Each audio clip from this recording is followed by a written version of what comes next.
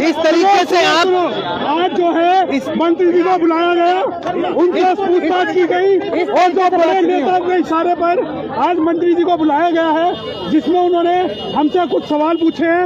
उन सवालों का जो जवाब दिया गया है वो जवाब आपको मंत्री जी देंगे। मंत्री जी बताएंगे जो हमारा जो जवाब था आप वो बताएंगे। उन्होंने मेरे से सवाल किया, उन्होंने मेरे से सवाल किया कि जो 22 प्रतिज्ञाएं वहां पर दोहराई गई, क्या वो 22 प्रतिज्ञाएं आज के समय में प्रासंगिक हैं? तो मैंने उसका जवाब दिया कि देश के पूर्व राष्ट्रपति रामनाथ कोविंद जी वो पुरी के मंदिर उड़ीसा गए, उनको अंदर घुसने नहीं दिया मंदिर के अंदर। और मैंने दूसरा जवाब दिया, खैरलांजी कांड हुआ महाराष्ट्र के अंदर, कुमेर कांड हुआ राजस्थान के अंदर, जितेंद्र मेघवाल का मूछ रखने पे हत्या हुई, और इसके साथ साथ इंद्र मेघवाल की घड़ा छूने पे हत्या हुई, हाथरस की बेटी के साथ बलात्कार करके उसकी हत्या हुई, और अभी लखीमपुर खीरी में 2 बहनों का सामूहिक बलात्कार करके उनको फांसी पे लटकाया गया।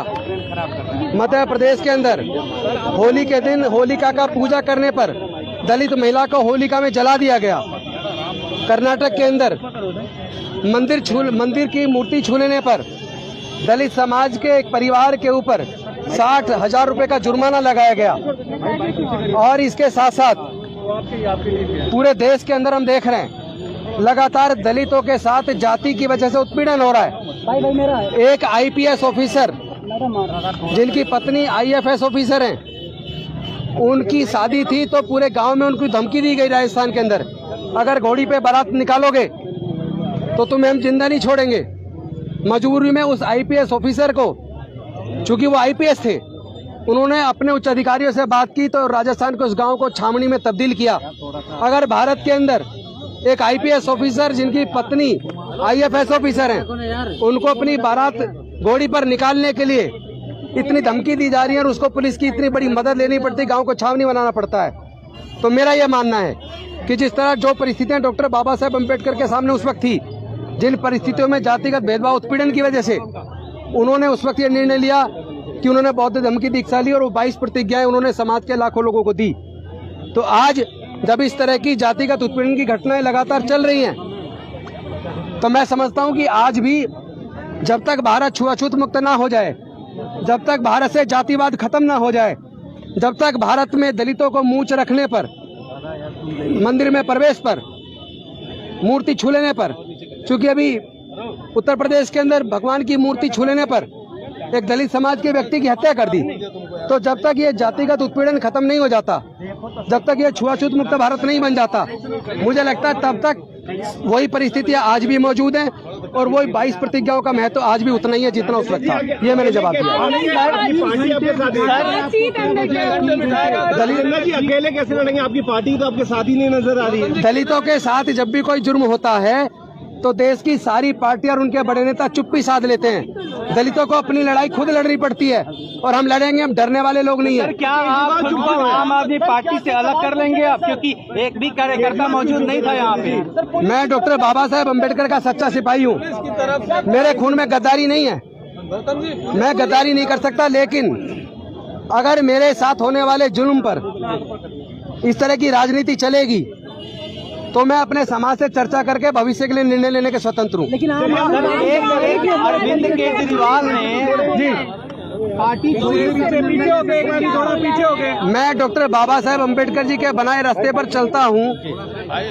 मैं समता सैनिक दल का जवान हूँ।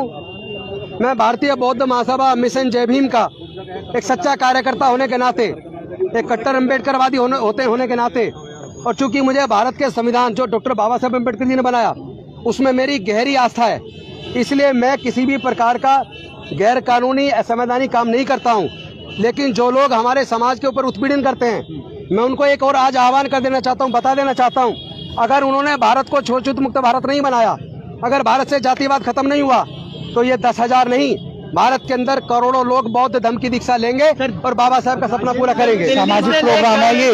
दिल्ली से लेकर पंजाब तक में आम आदमी पार्टी दलितों के बूते सत्ता में आई, तस्वीरें लगाई उसने बाबा साहब डॉक्टर अंबेडकर की अपने पोस्टर पे।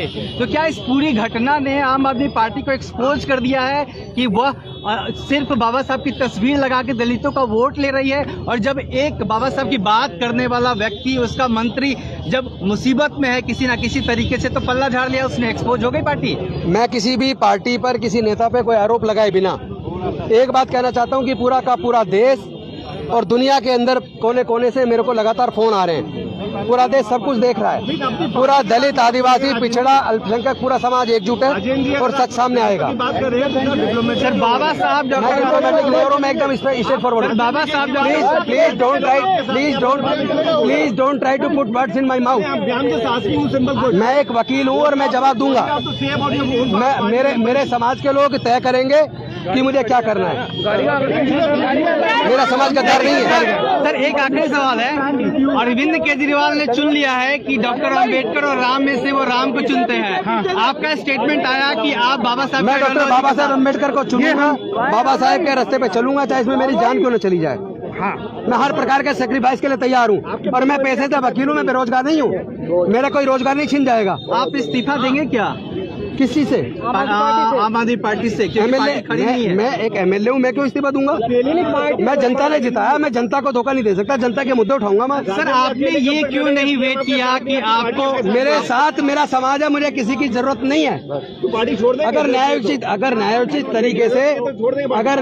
तरीके से मेरे साथ लोग खड़े नहीं है, लेकिन मेरा समाज खड़ा है। मैं बहुत मजबूत आदमी हूँ, डरने वाला आदमी नहीं हूँ। लोग अपने आप दिशा तय कर ले अपनी। आपने इस्तीफा खुद से दिया कि पार्टी ने कहा आपसे? नहीं, मुझे उस वक्त लगा कि जिस तरह बीजेपी बदनाम कर रही है अरविंद केजरीवाल को और पार्टी को, मुझे उचित नहीं लगा। जिस तरह जुर्म लगातार हो रहे, कोई बोल नहीं रहा, इसलिए मैंने निर्णय लिया था।